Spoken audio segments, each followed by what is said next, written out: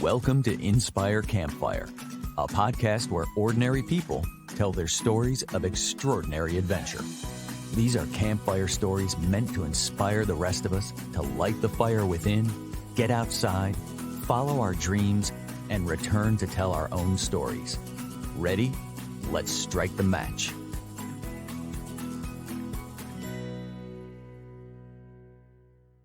Welcome to the show. I am your host, Scott Wurzbacher.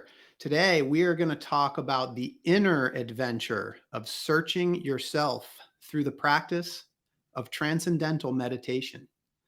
Most of our podcast episodes are stories of people's experiences connecting with nature and the physical world around us.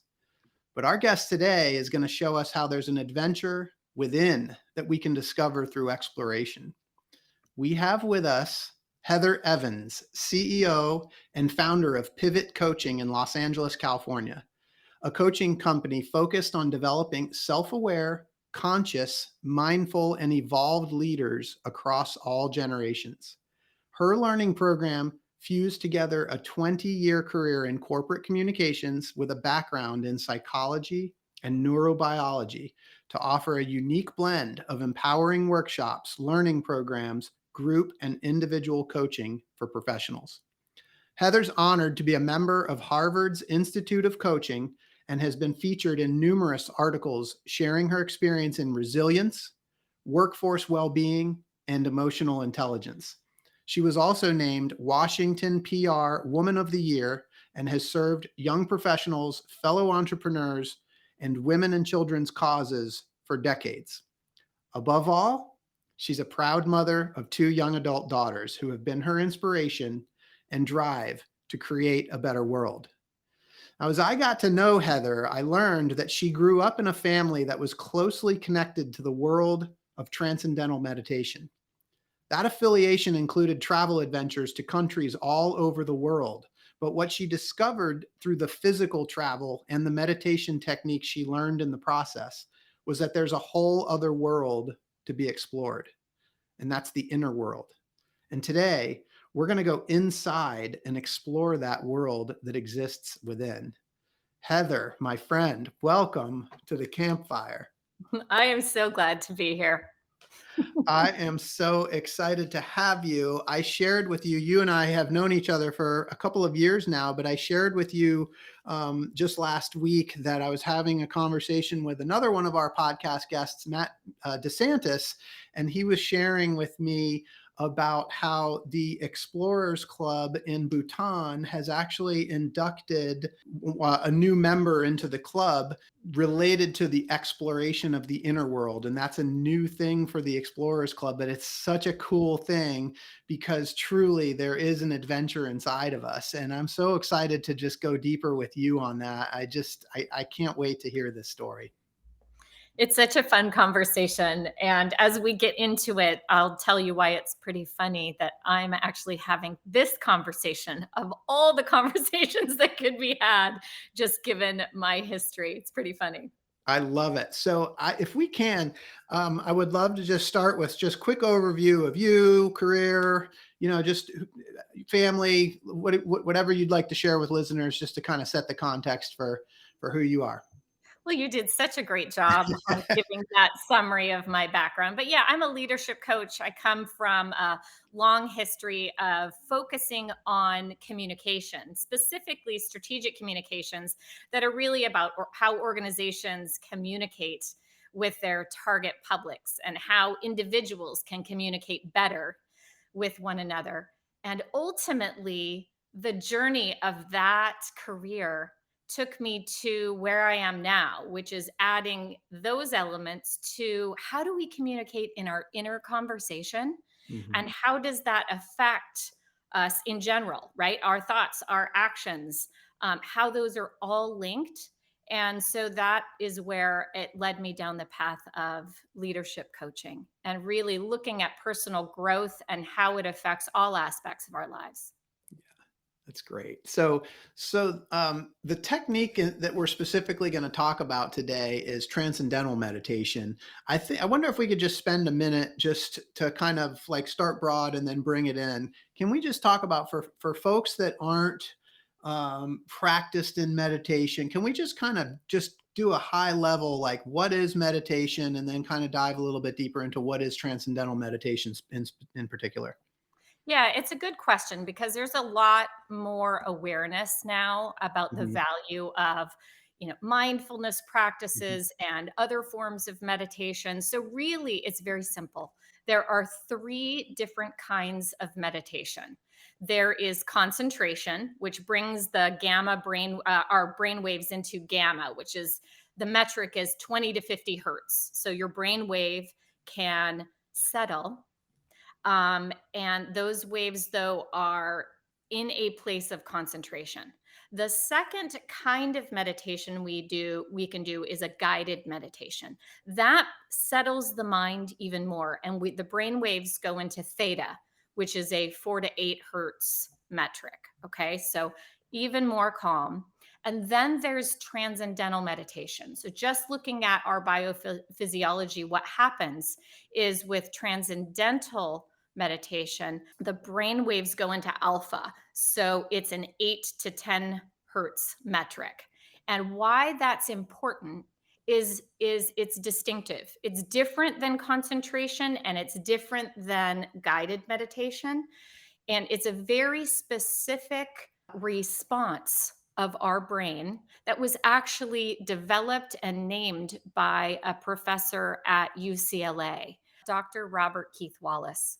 And his research showed that when you bring the brain into that transcendental state, that alpha brainwave state, unique things happen in the physiology. And it's actually a state that, unlike any other form of meditation, allows the stress in the body to actually be released. Wow. So when did transcendental meditation first become a thing? I mean, it has a long history. We'd Mm. have to say, it came from the ancient wisdom in the Hmm. Himalayas. Hmm. It spread to the West largely through the teaching and intention of Maharishi Mahesh Yogi, who was Hmm. actually a physicist, a scientist, and he was studying in the Himalayas with a guru and started to become more and more concerned about the world as he looked out at what was happening with stress levels and all kinds of mental health concerns, countries not getting along, right? All these different, from the individual all the way up through looking at global ways that we're relating to one another that come from deep rooted stress and cause all kinds of fragmentation in society, right? In neighborhoods, in families, and with countries. So Yeah. he brought this teaching of a unique way to de-stress to the West, and became largely popular in the 60s and then grew from there.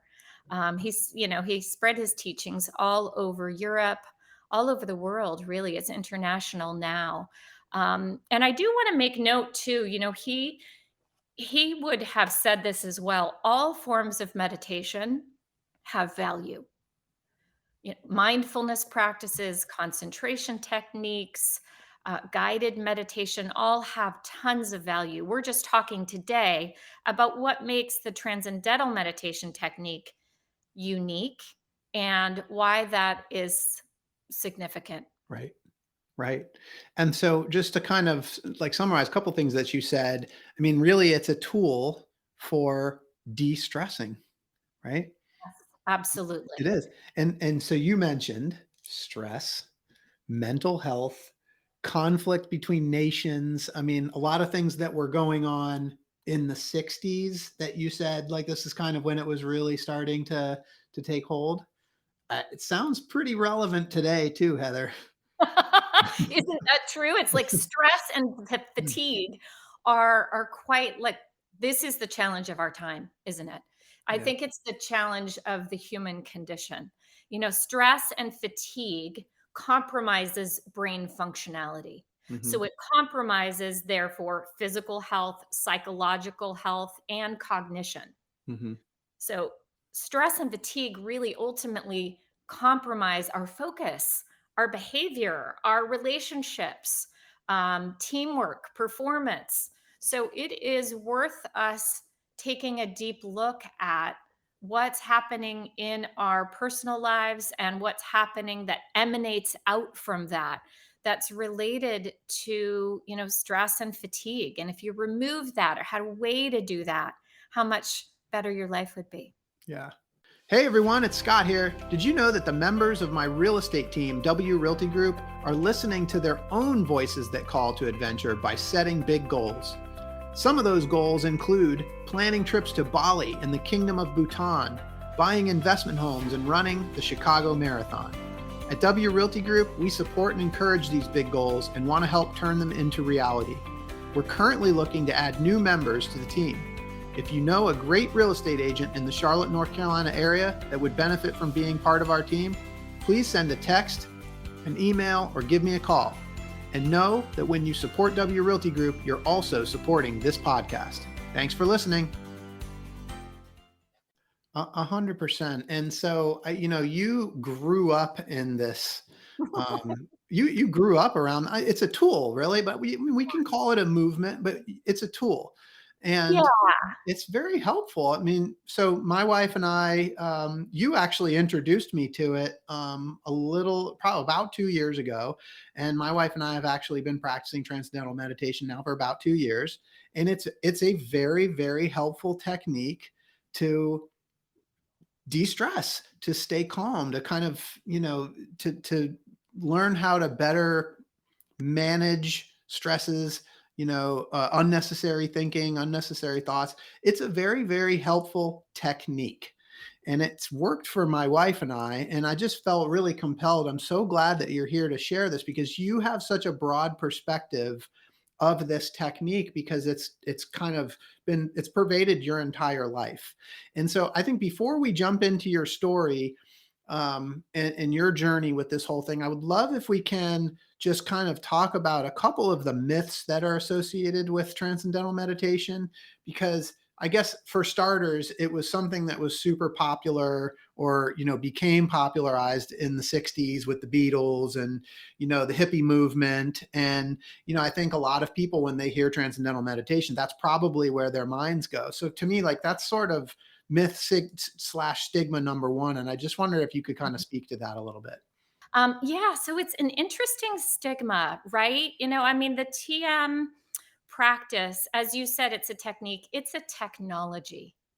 It's a technology for raising our consciousness. And anything other than that is story, myth. Things happen. That sometimes you wonder, like, wow, it's like that game of telephone, right? That like changes every, Yeah. one message goes out here and then it goes, the Yeah. other side is Exactly. completely different. But ultimately, Maharishi's intention was to share a technology for alleviating stress. Why? Yes, health benefits. But actually, what happens when you alleviate stress is you expand your consciousness. So without consciousness, there's nothing, right? It's primary. You can't hear, you can't feel love, you can't um, assess your own presence. Your experience of reality is your experience of consciousness. And therefore, in a sense, consciousness is a reality. So our state of consciousness is everything. In Mm. fact, one of the doctors that studied at length with Maharishi is his name is Dr. Tony Nader. He Mhm. recently wrote a book called One Unbounded Ocean of Consciousness. Yep. He's really the foremost expert of our time on the study of consciousness. And he explains that there are really kind of these two aspects of consciousness. There are two parts, if you will, right? There's the physical, which is limited to our five senses and how we experience that reality. And then there's the non physical, that's beyond our senses. And that is the part that gets developed when, well, both get developed, but it is the inner exploration of the meditation practice is about fine tuning our ability to access that part of ourselves, that Mhm. peaceful inner unchanging part of our consciousness. So it's pretty foundational, right? Because consciousness is primary. So developing it gives us a sense of living, a meaning of life, really accessing our full potential. And it's really our greatest effectiveness in anything that we do. It's at the root of what the great philosophers and thinkers throughout all the ages have explored, actually. Yes. Um, And so you talked about stress, mental health, conflict, those things, right? And it's totally. because we're accessing that peaceful, inner, unchanging part of ourselves. That's it. That's it. Yeah, and it's so funny. So to think of it as anything other than what it is, which is, a way to develop our consciousness. And how do we do that? We reduce stress because stress blocks our consciousness from naturally raising itself. There's nothing we need to do to our consciousness. We are made absolutely perfectly. It's the stress of life, the stresses we put on ourselves with our interpretation of events, the way our thinking might, be interpreting events, the meaning we give things, our perception. That's what reduces our consciousness. Yeah. So it's imperative that we have some technique, a technology that allows us to de-stress so that our consciousness can be at its full potential. Yeah. And this is something for all people, right? I mean, this isn't like a religious specific technique. Yeah, it's not, and it's so interesting. Again, anyone can make, I suppose, a religious experience out of anything. Mhm. Some people would consider sports their religion, so we can do that with anything. But yeah, I mean, what TM is, what transcendental meditation is a technology for de-stressing. Yeah. Yeah. All right. So let's talk about how you got started, Heather. Can you take us back because you were essentially born into this technique, this sort of way of life, and I would just love if you could kind of take us on that journey and bring us back.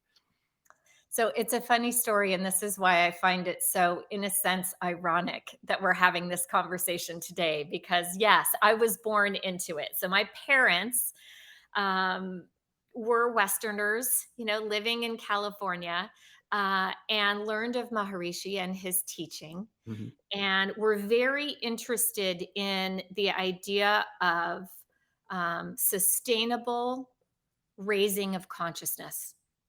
And how do we do that in ways that aren't drug induced, or it's not an altered state that comes and goes, something that's sustained and life affirming.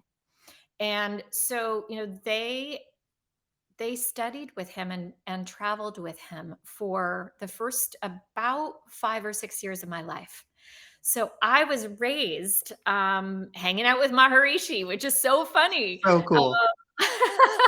Most people don't have that experience. So we traveled all over the world bringing this knowledge of holistic health in general and the transcendental meditation technique, as a part of really looking at nutrition and health and the body, and what are the ways that we can live to our full potential. So we traveled.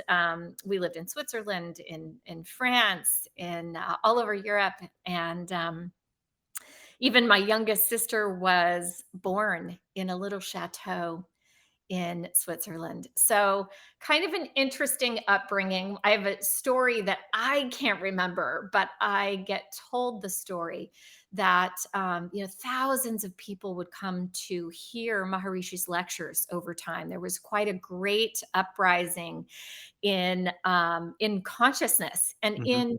and a big demand in the world at that time. And I'm now in the 70s for this idea that we could live better, that we could have a better experience, that we could have more peace and more happiness. Mhm. And how do we do that individually and collectively? So thousands would come when he spoke from all over, anywhere we were in the world.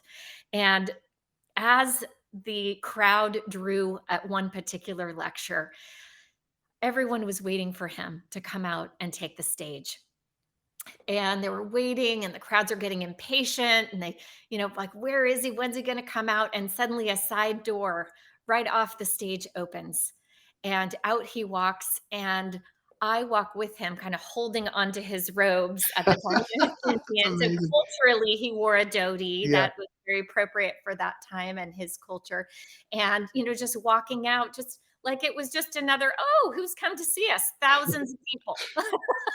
Yeah. So, an interesting journey. But the truth is that it was just TM was always there. I Yeah. learned when I got my first little technique that they give to children called a walking technique. Okay. And at 10 years old, so I learned at age 3, and then at 10 you get a sit down technique, which Hmm. is a little different. And the truth is that I meditated as a part of our family practice, but Hmm. in my teens, like all good teenagers, I rebelled some. It Yep. was like, "That's my parents' thing, and I don't wanna do it," and it really was true that most of my 20s and 30s I kind of went in and out of regular practice, and I saw it mostly as like this healthy thing that I probably should do if I have time, kind of like going to the gym, Yep. right? Or any other Yeah. health practice. Yeah. Yeah, It's a habit, right? It's building a habit. exactly. Yeah, so it wasn't until my 40s that I would say I really reclaimed the practice, really made it my own and looked at the research and looked at, what is this thing called TM? And, why is it that for 50 years, so the largest institutions for the study of really human health, from the National Institutes of Health to Yale Medicine, Stanford, Harvard, they've all studied and published over 700 research studies now on the transcendental meditation technique. Like, why is that? What is this about? What's this big curiosity? Because it was just always there for me. I didn't really realize what a gift that was. And so it wasn't till then, in my 40s, that I started to look at what is this thing in consciousness and what is this practice and this technology that's available for really expanding our consciousness, and why is that important? Yeah. Yeah. And so specifically for you, you had an awakening. I did. In Joseph Campbell's work, The Hero's Journey, which is, of Yes. course, a Love it. huge, yeah, something we know and love, and I know is inspiration to you. Um, it is our life is a grand adventure. Hmm. And as Joseph Campbell talked about, we get many times all throughout life. It's like this series of hero journeys. Hmm. And the first part of that journey is to be kicked out of normal and really take a look at, wow, there's a call in this to adventure of some kind. Yep. So mine was a pretty big kicked out of normal experience that I had at age 42. Uh, I was walking across my kitchen when my phone rang, and I had just moved to Southern California. Even though I was born and raised here, I'd spent like 18 years living in other places. Hmm. And I picked up the phone and I noticed it was a local LA number. And I was like, oh my goodness, who is this?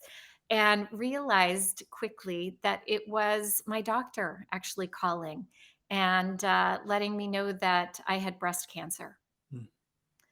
And it was Valentine's Day, 2013. And I remembered being in such shock and disbelief. It was such a drastic kicked out of normal experience. Yeah. But later I saw that it was also a call to quite a grand adventure. And I, as a part of that, really reclaimed a lot of health practices, and my TM practice was one of them. Hmm. Yeah, it was. I really anxious for listeners for you to kind of get into this awakening, and then what sort of unfolded afterwards. but then sort of the tie back to everything that you'd been doing up to that point without even realizing how it was all going to connect together. It's so funny, right? We don't know these things until after. That's Right? part of the adventure. Right. Yeah, we just don't know. I mean, at the time, it was completely disorienting, right? Now, I like to say on Valentine's Day 2013, I got a call from love. And it was a call for greater self love, which is an inner adventure. And so that's when it really began for me. Maharishi had this saying. He explained that life is best lived at 200%, Mhm. which is 100% in the outer world, right? Where things are constantly changing and it's dynamic and it's all the things, our careers and our families and our stuff and our goals and all of that. And that is beautiful. And there's 100% of the inner life, right? Our peace of mind, the way that we talk to ourselves, our perception, our interpretation of reality, our experience there, and how we can claim more dominion over our beautiful minds. And so, when you're living at 200%, that brings the most fulfilling life. It is you at your fullest potential. All the inner peace and all the outer expression. And so for me, that call was to recognize the journey without distance, which actually is a phrase from A Course in Miracles. I'm a Mm. student of the course. Yes. And that journey without distance is the inner adventure. So I had, at the time that I got that phone call that kicked me out of normal, I had an incredible 100% out here. I had an active career. I was married to someone who also had an extremely active career, two beautiful kids, the house, the cars, the all of those things that were the goals that we had for ourselves. Mhm. What I didn't understand is that the 100% of my inner life, I was probably at like 20% of that life. Yeah. It was a very high stress environment that I'd created for myself and a very low priority on what my inner environment looked like. So when I got the call, it just stopped my life. And I started looking around going, wait, you have to be kidding me. Like, I'm very physically fit. I have a reference point for a spiritual life. Some connection to my own spirit is really what that is, a sense of awe about life, a connection to a higher purpose outside of myself. I have that. And what else is there is our mental and emotional environment. So those are the three kind of aspects where any practice that's unhealthy can build up toxins and create disease in the body. So it really was an invitation to be like, okay, I've got these other categories taken care of. What is this mental emotional sphere that where I might have an inner life that is far too stressful for my immune system not to be weakened by? Yes. And what are the choices I can make to really shift that? So it was a huge awakening for me. It led me down a path of so many beautiful authors and wonderful books. The work of Wayne Dyer, of Carolyn Mace, of Robert Holden, of David Hawkins. Just on and on goes that list. And also a master's in spiritual psychology and really looking at what is this 200% of life thing? What's the inner adventure? How do I get to 100% of true expression of my inner life? And a big part of that needs to be, let me look at all of the steady states of dis-ease that I'm practicing that have resulted in disease. or at least the possibility of it. Wow. So what did you find in that study? Well, what I found is there was so much going on in my relationship with myself. Mhm. So, so much less forgiveness, compassion, and love. I was really good at expressing that outside of myself to the people in my life. But inside was an inner critic and an internalizing of a lot of stressors that that really needed to shift. There was so much limited thinking, so much judgment that was just on this constant kind of repeat. I had a commentary about everyone and everything going on all the time.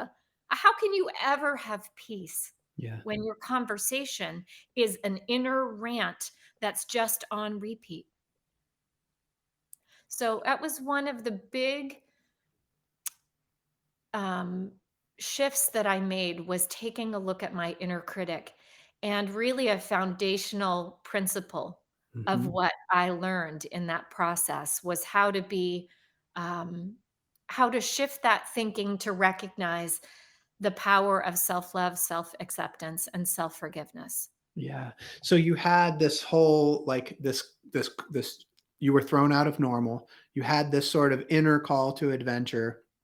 But I remember talking with you last week about how like you had this whole experience from age 3 until your 40s where you were living in this, you had these tools available to you and you were practicing them, but not not 100%. And then all of a sudden this awakening happens.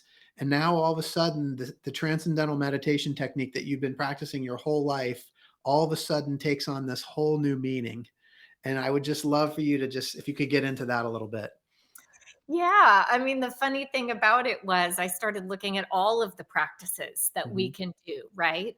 I looked at the teachings, the wisdom teachings, the great wisdom teachings of our time, beyond religion into really spiritual philosophies. mhm. And so, I read, I studied, I inquired, and then I started looking at what are those practices and how do I embrace the practices I already have in a new way. So that's when I rediscovered the power of transcendental meditation. And just because simply I became more regular. Yeah, 20 minutes twice a day. That's Yeah, what Maharishi recommended yeah, in his bringing of this teaching. And initially that honestly just sounds like, I don't know, it's like so much. How could right, I, right. but the truth is that it's a very effortless technique. And what happens in that practice of such an effortless technique, that's one of the other ways that it is um, distinctive from a concentration form of meditation or even a guided meditation. It's even more effortless. And the practice of effortlessness, 20 minutes twice a day, what it brings out in your outer expression of your life, it's almost like, I don't know what else to call it except more grace, more synchronicities, more effortlessness. So it's like for those 40 minutes in total daily, I probably saved 3 hours of time where I was efforting. Everything was full of effort, trying to make it happen, trying to, controlling patterns and trying to just really accomplish more with less. And, all of those kinds of things that we do to ourselves when we look at success as this outer expression only. Yeah. There's a great story that I love, and I've actually mentioned this to a couple of people recently. So this is not TM specific, but and I don't know who to credit this, but there was a Zen master at one point that said everyone should meditate for 30 minutes a day, unless you don't have time, in which case an hour is required. Right? So good. You think about that for a minute, but it's so true. If you Yes, can't make 30 minutes, you better make an hour. it's so true, and so Yeah, it seems contrary, yeah. and certainly to Western thinking. Mhm. However, I just invite people to experiment with that idea Hmm. and see for yourself. Because what I discovered when I became willing to just conduct little experiments in my life about how I could invite more grace and more ease and more peace and more settled mind is that there was a whole different way of relating and being in the world that really was about more peaceful practices that bring more peace to our outer expression. And it's hard sometimes, I think, to even describe that inner journey and the value of it unless you conduct these little experiments and try for yourself. I mean, just a few minutes of journaling in a gratitude journal, 5 minutes, Yeah. for 2 weeks. What happens? Pay attention. These are the little practices that I started to slowly but surely unpack and experiment with more and more, and then bring into my work in the world because I realized, wow, no one really teaches us this. We get raised on, go out, make it happen, be successful, and make money, and all of that is fantastic, and rightly so, to have all the outer signs of success. What we're not taught is let's also live the other 100% of our life so that when we're having all of that success, we feel successful. So what happens? I mean, in this inner practice, and we call it a practice because it's practice. It's not a thing that you go do for the thing. It's a practice, right? So what happens in that practice that helps you to have that inner adventure, that inner exploration? So the most important thing that happens is that we get out of our own way. Mm, So we already, in our inner environment, don't need to change anything. Peacefulness is already there.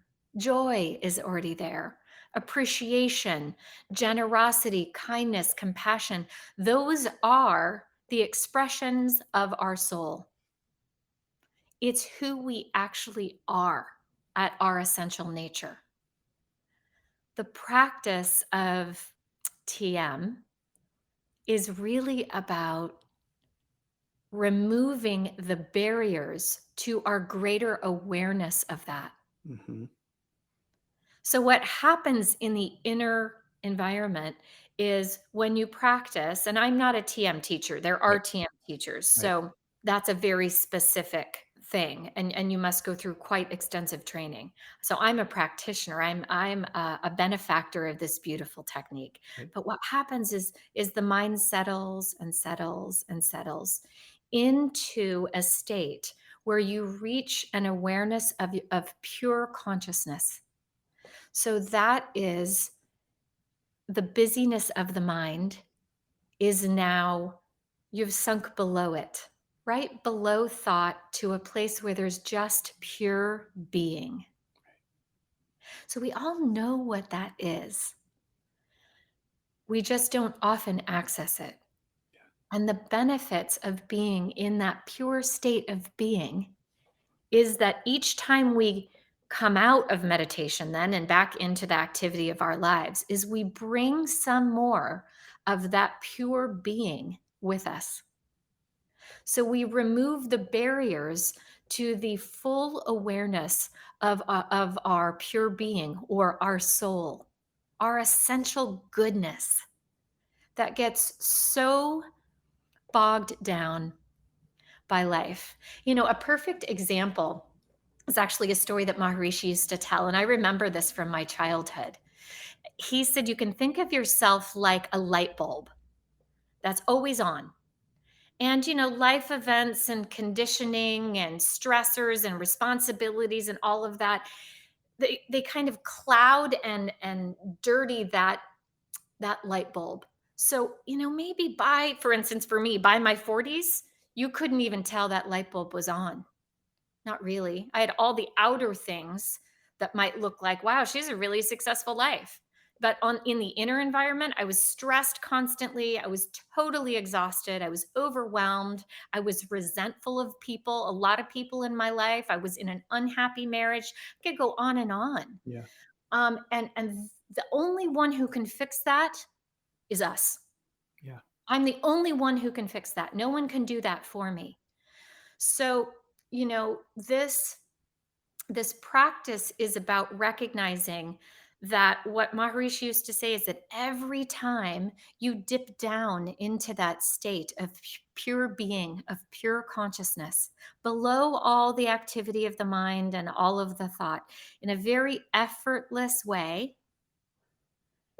you clean another layer off that light bulb. Hmm.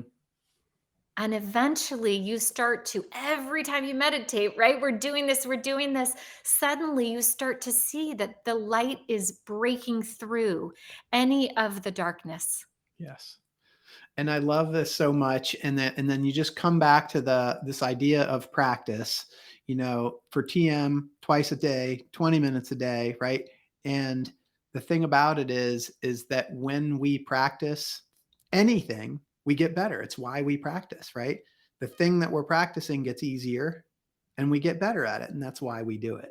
And so for anybody that might be thinking like this sounds intimidating, this isn't something that I can do, like this is the whole point of practice so that we can get better at it.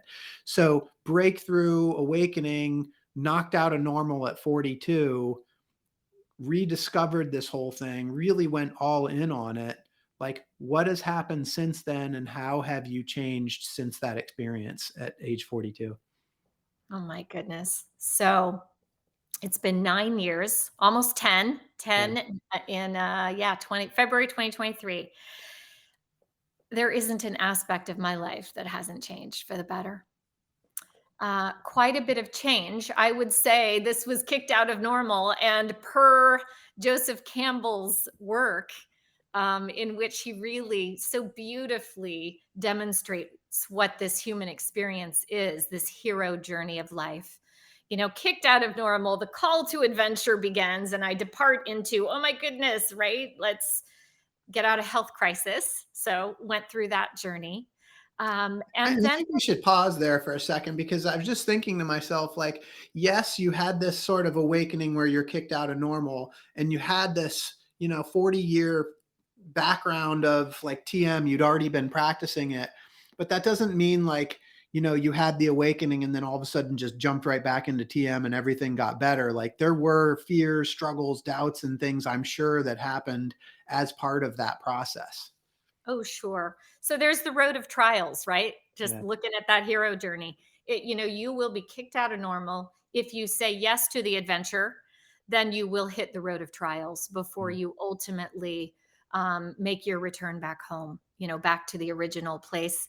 That's the journey without distance, however, right? Because I haven't really gone anywhere, and yet I've completely changed. So my inner world is at 100%. And that was a big journey. That was a big, long journey. It included so many um, walks through fear, right? So the first one is, am I going to die? You know, Yeah. that's a big question. We don't always, get that particular question. Um, but many people do, and unfortunately a lot of women.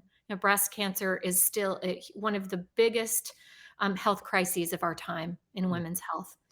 And so yeah, taking a look at that and then making the decision that that's not going to be my story, and going through the choice of what that looked like for me, which was Western treatment. It included surgery and chemo and radiation, and 4 months of chemo, 28 doses of radiation, and then looking at what are the Eastern modalities that I want to use to support myself through this process. And then after it was all over, that part of, we might say, that particular battle, it was okay, how do I detox my physical body? And a burning question for me on this path was, what is it to be healthy anyway then? because I thought I had it all figured out. Yeah. And so that burning question, what is health then, led me to what is emotional health. And how do we learn that? How do I teach this to my daughters who were 7 and 12 at the time? I thought I had it figured out, which means I have a lot more to learn. And that is a really uncomfortable place to be. And it is the only place that will allow you to access the fertile ground of what is next for you. Well, I think the great thing, and I'm in a similar place with young daughters, is that you've gone through this experience, you found this technique, you practice this technique that's helped you through this whole journey, and now you've gifted it to them, and now it's their turn because they've got to discover that 100% inner themselves, right? Yeah, and so you've given them that, and you're modeling it yourself. So you're modeling that, they see it, and the next step is up to them. But you've given them the tool that they need. Heather, this is amazing, and I'm so thankful for you sharing your story. I am curious if there's people that have been touched by your story, or if they're interested in meditation, transcendental meditation. What advice would you have for people that have maybe heard some of this but are interested in kind of diving a little bit deeper? What suggestions would you have for people in terms of getting started on really discovering that inner 100%? So I would direct them to tm.org. Again, Okay. it's practice that I stand by, but I think it's really important that all of us really check in for ourselves. So on that website, right on the homepage, you can read the research yourself and get a lot of questions asked. You could be directed to a teacher if you wanted to start, or an introductory meeting where they give you kind of an overview of what this is and teach you more about that. So all of that's available on the website. So I'd say explore that. And then if you're really interested in an inner journey, I think there's no better way than working with a coach. Now, Yeah. I am a coach, so I have that bias, but here's why I say it. And finding the right coach for you is really important too. Here's why I say it. I think we take this journey together, Scott. Yeah. Whether it's in small communities, or within our social groups, or really looking for something outside of that to give us a little different perspective and to create learning communities of our own. We're not taught this in school.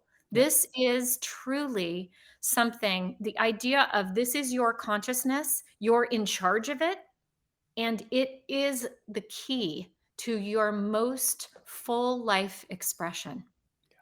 So there's no better adventure than deciding on your own that you're going to expand your consciousness to reach what is possible for you in a whole new way. And I think we do that in community. I think so too, and I think that with the coaching piece, I mean, a lot of what happens through this process of meditation and life in general is we're taking, like, unconscious parts of ourselves and bringing them to our awareness. And, like, to your point, when you're working with a coach, a lot of times a coach can see things that you don't see. Like, we have blind spots, and a lot of times a good coach can help bring that out of you. So I'm glad you brought that point up. I think that meditation is definitely a tool, and I think, to your point, like, working with a community and being surrounded by people that can help you to bring some of those things out, and of course you're going to help others to do the same. So I think those are both really great points. So we need to finish today with the two questions that I ask everybody that comes on here, and it has to do with Hollywood, right? Because you've had this epic adventure, and at some point Hollywood's going to make a movie about your life. But before we do that, because we always talk about Hollywood actors, TM is kind of a popular thing in Hollywood, right? I mean, there's a lot of celebrities that practice TM. Yeah, it's so interesting. I mean, George Lucas, Clint Eastwood, Jerry Seinfeld, Martin Scorsese have apparently, right, were meditating for decades. It really influenced their filmmaking. And they've been pretty public about the benefits that they've experienced. And I get that why it would be in the entertainment sector where there's even more early adoption, because when we settle our mind through that technique, what comes online is we kind of reduce the survival mechanism and expand our access to the frontal cortex of the brain, which is our creative thinking. Yeah. And I can't let this podcast finish. You mentioned George Lucas as a TM practitioner, and I just, I'm a huge Star Wars geek. It was the first movie that I saw when I was a child, and I've like followed the entire journey all the way through all the movies. And the first time I watched a video with Maharishi, I mean, like immediate. I was like, that's Yoda. He Yeah. is Yoda. And I brought this up to my TM instructor, the person that first taught me to TM, and he said, "Oh yeah, Maharishi was the inspiration for Yoda." And it makes sense if George Lucas. So I encourage anybody, go check out a video of Maharishi if you're a Star Wars fan. I can't confirm that, but it was just something when I first saw Maharishi, I said, that is Yoda. And oh my goodness gracious, so cool. Got to check that out. So Heather, with that, when they make this movie about you, we want to know who is going to be the Hollywood actress that's going to play you in your movie. Jennifer Aniston. Yeah, perfect. Yes, I love that. What a great choice. Right, for better or worse, I've gotten that my whole life. Okay. Yeah, "Oh, you look like Jennifer Aniston," or oddly enough, just the name Jennifer. If someone forgets my name, 9 times out of 10, they're gonna say, "Was it Jennifer?" It's so weird, but true. I love it. I have a All right. Jennifer vibe or something. All right. So what's your movie going to be called? I would say 200% of life. I would Yeah, hope. I I would love that. hope. I love that. 200% of Life starring Jennifer Aniston. Why not? This is so perfect. This has been so much fun. And for those of you listening, I hope that you've been inspired today as much as I have. I hope that Heather's story has encouraged you to listen to that voice inside that calls you to adventure, because we want to hear your story next. If you have a story to tell or you need a nudge to create one, please send me an email. We'd also appreciate it if you'd help us spread the word by leaving a review and sharing or tagging Inspire Campfire in your social media. And until next time, I want to encourage you to get outside, or in the case of today's episode, go deeper inside yourself. Thanks for listening. Heather, thank you so much for being here.